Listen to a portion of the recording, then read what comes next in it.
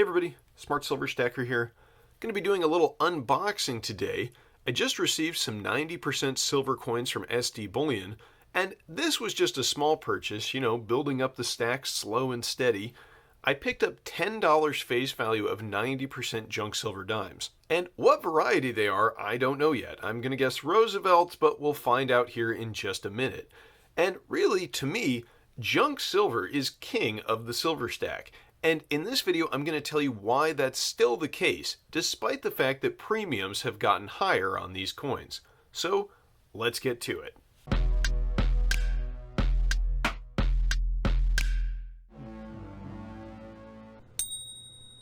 So, let's not waste any time. Let's get right into these dimes and see what we've got here. And I love opening up junk silver. It's a little bit more fun than sovereign coins or generic silver in that regard, because junk silver is usually some kind of a mix of circulated coinage, so you never really know exactly what you're going to get. So there's that added element of surprise and anticipation. Now let's see what we got here. We've got an SD Bullion card. All right, thanks SD Bullion for these dimes. Do appreciate your low prices.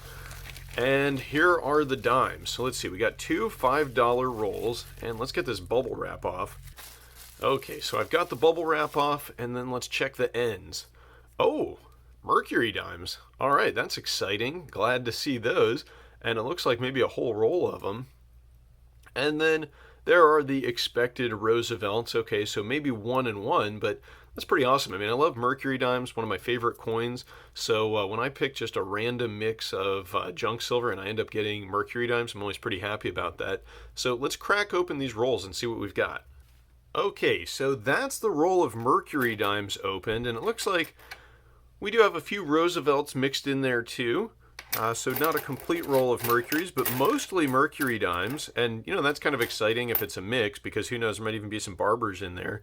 Let's see, that's an old one, 1917, very nice. What else do we got here? Look for the more worn ones, those will probably be the older ones, but some from the 40s. And, these are probably all common date coins, but still, the fact that some of them are more than 100 years old and they're still silver, and they're really interesting because they harken back to a time when we had sound money in this country, and they're just awesome little pieces of history. But you can see mostly Mercury dimes, and if that was a mix, if there's some Roosevelts in there, that is kind of interesting, because maybe the second roll will also be a mix, and maybe it's not just Roosevelt, so maybe we'll get some older junk silver in there as well, and we'll find out in just one second. Okay, so that's a good roll, very happy with that. Now let's get into this second roll.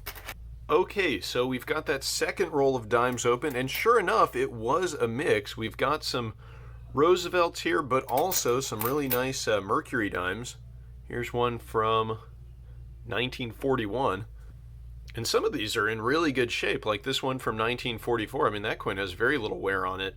So, it is a little bit of a misnomer to refer to this stuff as junk silver, I know, and a lot of people don't like that term.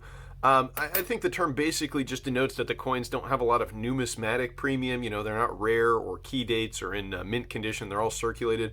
So, of course, nothing junky about these. And a lot of people do like to refer to these coins as constitutional silver, which I think is a good description of them as well. It's just, honestly, I'm kind of lazy sometimes with my speech, and the word junk is a lot faster to say than constitutional. So I'm going to keep saying junk silver just because that's what I've been calling it for over a decade, but certainly nothing junky about these. And as you can see, here's a 1945.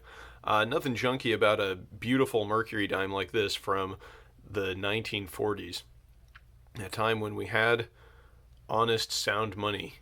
Look at that. That's just a beautiful coin. I love Mercury dimes. So I'm pretty excited that these rolls were mixed and not just Roosevelts. I mean, Roosevelts are the most common 90% silver dimes. Certainly millions and millions of those were minted, more so than the Mercuries or the Barbers, but there's still lots of Mercury dimes out there, and I'm really glad that this roll was a mix. And with supplies as tight as they are at the moment, you never know what you might get, because I expect that with supplies being so tight and the bullion dealers doing the volume of sales that they're doing, they might not even necessarily be checking every coin to make sure that it's not some key date. I'm sure they just check them, assay them real quick, make sure they're real silver, and then they send them back out. So it's kind of an exciting time to be buying something like junk silver, because you never know what you might be getting. You might get some really nice specimens in a roll like this.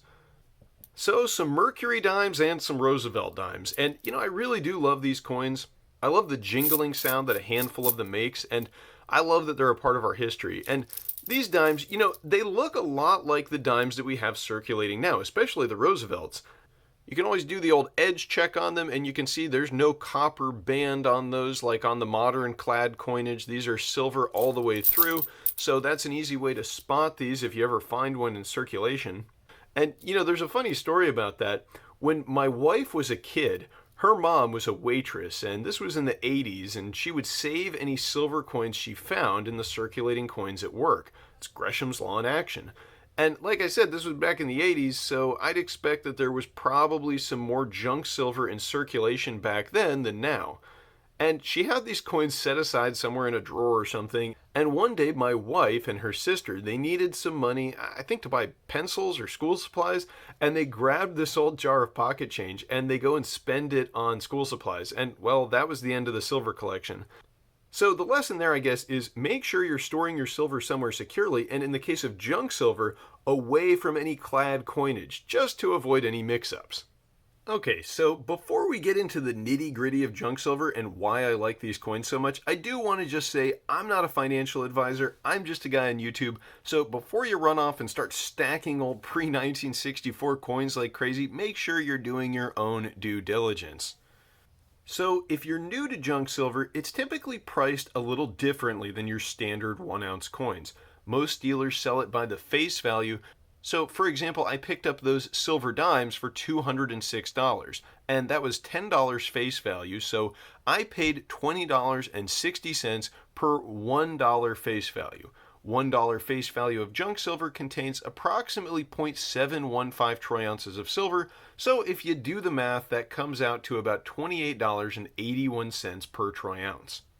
Now, if you weigh $1 face value of junk silver, the total weight will come out to be a little bit heavier than 0.715 troy ounces because, remember, the coins are 90% silver.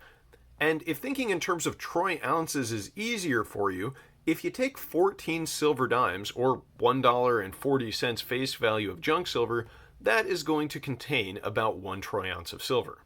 And I'm sure that some of you watching are cringing a little bit when you hear what I paid for these. $28.81 per troy ounce. And when I bought them, the spot price was about $22.50, so that is a fairly steep premium. And that is something that has changed in regards to junk silver. When I started stacking over a decade ago, junk silver was one of the lowest premium, cheapest ways to buy silver bullion. It could be found for sale at the spot price or just slightly above it at most coin shops, and from online dealers as well. Even though the premiums have gone up a bit, I still love this stuff. I still think it's a great way to stack silver, and I'm going to give you 3 reasons why I think junk silver is still the king of the stack here in 2022. And if you guys are getting some value out of this video so far, please do give it a big thumbs up down below. It helps spread the word about silver. And if you'd like to see more videos like this one, why not subscribe to the channel? Alright, so the first reason I love stacking junk silver is it's still cheap. Premiums have risen across the board as far as bullion products go. Bars, generic rounds, sovereign mint coins, everything is in scarcer supply these days it seems, and just about every retail bullion product carries a higher premium than it did in the past. While premiums on junk silver may have risen a bit faster than on other products, it's not like this is an isolated event. And I do want to clarify something. I've had a number of viewers leave comments on videos to the effect that the increased premiums we've seen are some kind of conspiracy by bullion dealers and that bullion dealers are price gouging and ripping us stackers off. I do just want to throw in my 2 cents on that issue. I really don't think there's some kind of organized conspiracy among dealers to jack up prices. The bullion market is a real market, it's efficient, and any dealer who was price gouging would simply lose market share to its more competitive rivals. The reason that all of the dealers have raised their premiums in unison is because the real price of retail physical bullion products has been driven up by market forces.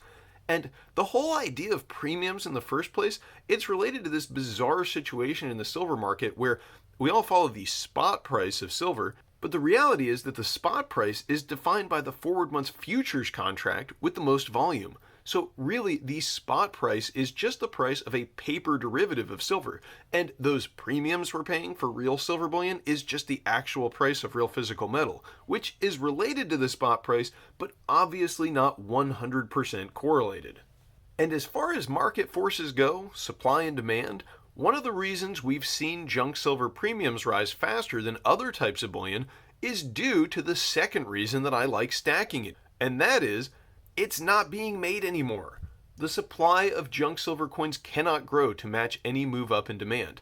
And when there's a fixed supply of an asset and demand is moving up, the result is that prices must also move higher.